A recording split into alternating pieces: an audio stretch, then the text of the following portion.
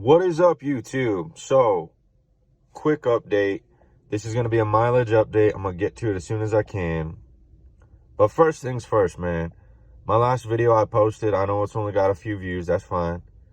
But I want to appreciate every single one of y'all who did watch the video, commented, liked, replied to me, tried giving your advice, tried asking your own questions. Y'all really came through for me, man. I really, really appreciate it. I obviously have decided to stay with the truck for a while. They got the flex plate, aka the flywheel, replaced. That was another $1,200 job, mainly just because of the hours and the labor intensity involved. You got to drop the transmission, you got to drop the transfer case, you got to drop literally the guts of the truck to get in and replace the plate, and so on and so forth. Also had my transmission fluid flushed while I was at it. It was kind of getting on the aging side of things, so just to be safe, went ahead and did that. Fine. Good news though. Yeah, so real quick before I get on that, thank you all for watching and commenting and giving y'all's advice on that last video, man. I really do appreciate it. I really do, man. Thanks, y'all. With that being said, yeah, I'm keeping the truck for now. I just $12,000 on a 2010 Honda Accord is just ridiculous. No. I'm not paying that. Not when the truck is only going to require maybe another $1,500 in repairs by the end of this summer. So I still got 4 or 5, maybe 6 months to save up for it and prepare for it, and I'm good to go for it. Versus dropping 12 G's on a car that don't really want in the first place. So that's my current plan. Now, if something catastrophic happens with this truck, obviously we'll cross that bridge if we come to it. But this is a mileage update. I'm already past 2 minutes, so if you guys are still even watching it, here we go. Truck starts right up, man. Check that out. We are at 214,000 miles. Oh, come on. There we go. Almost 215,000. We do have a new gift. It is the check engine light. That's fine. Because of the job that was just done, the flex plate, you do have to drop the exhaust system and the transfer case and the transmission. And apparently a couple of my O2 sensors, which are on the exhaust system, even though they've lasted for 10 years and 214,000 miles, decided to retire because they didn't like being toggled with. So, long story short, 202 sensors just don't want to work anymore, is what it is. So, they're $80 each-ish. So, I'm getting it replaced this weekend. You know, it's going to be like $175 to replace both. Fine by me. That's actually on the much, much, much, much cheaper end of all the recent repairs and maintenance that I've done on this truck. So we did run codes on this truck twice. Both of them came back that check engine light was strictly O2 sensors on the exhaust system. Other than that, visually inspected and electronically inspected, everything. Transfer case, codes, transmission, everything is actually in perfect working order. For a 10-year-old truck with almost 215,000 miles on it, going through all the headaches it's gone through, it's still a great truck, man.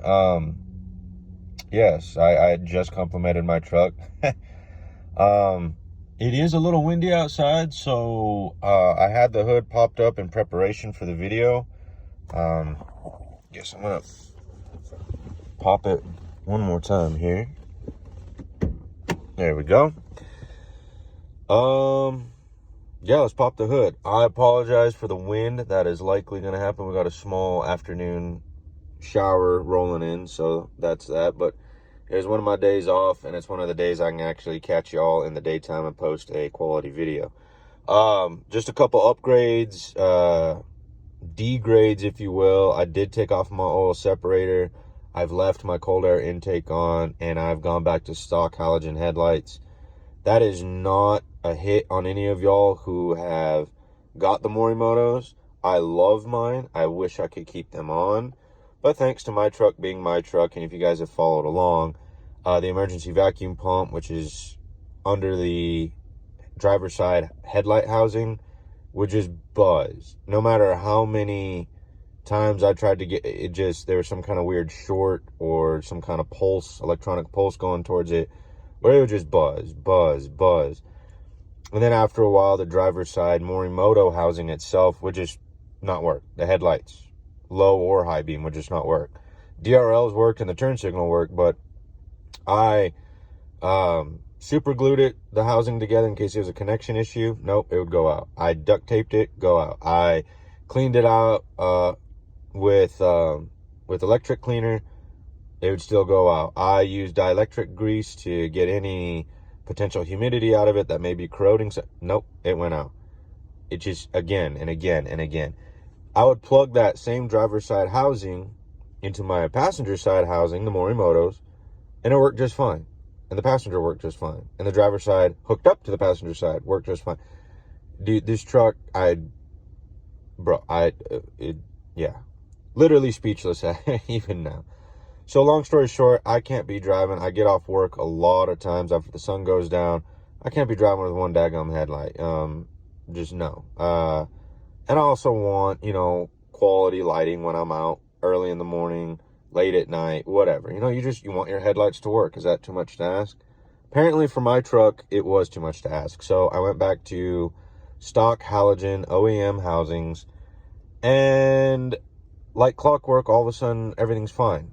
The emergency vacuum pump no longer buzzes. There's no weird short or electric pulse, whatever that was. Yeah, I went back to complete stock for headlights, and everything works hunky-dory now. Whatever. Fine by me. That's what I wanted. There is no flickering of the driver's side headlight. There's no non-working of the driver. Everything works fine. Brights work, low beams work, turn signal works, DRLs work. Everything's fine. So I popped the hood. The wind seems to be died down-ish, so let's go outside. Let me turn off the truck first so that the wind and the fan and everything doesn't ruin the quality of what's left of this video. There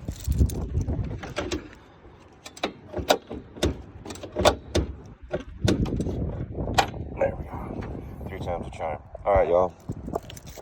Try to protect y'all from the wind.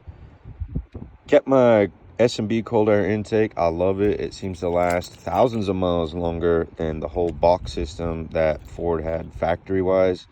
And if you guys remember, on that side, I did have my JLT oil separator. I don't know what it was. I'm assuming, unfortunately, I still love JLT. I really do. Don't get me wrong. But whatever it was, as soon as I moved to a more humid region, I guess the seal just wasn't built for that or something.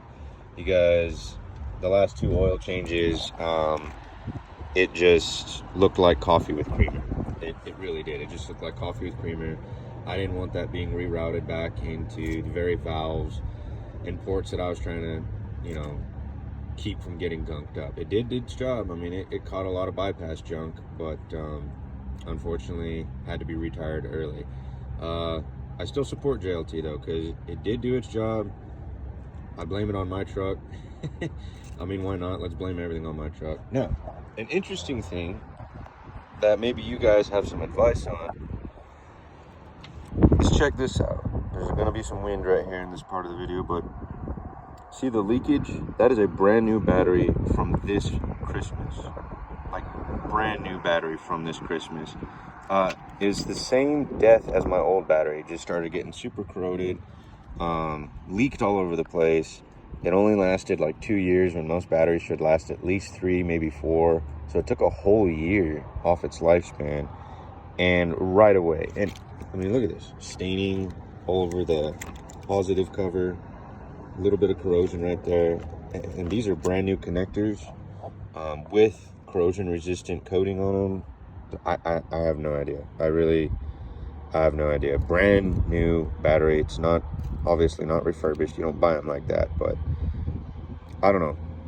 If you guys have any idea as to what's causing that, maybe I'm getting a weird electric pulse that's overcharging the battery or juicing it, or like, hot wiring it in a way. I don't know. I'd like to figure that out. So far I still got a full charge. but it is leaking already for some weird reason. So that's the battery. If y'all got any input on that, I'd be happy to hear about it. Yep. It's gone. Oil separator. So goodbye to a cool little thing. And last but not least, got my factory housings back on. They're brand new. As you can tell, perfectly clean plastic versus a well-used truck from the last 10 years. So it is what it is. I miss my Morimotos. I am thinking though that at the end of all this, when I'm done with school and got a good job, I would like to purchase a 2017 F-150 Ecoboost. All the bugs, I've done my research, all the bugs in the 2017s been completely worked out. It's also 2 years into the new body style, started in 2015. So all those bugs were worked out.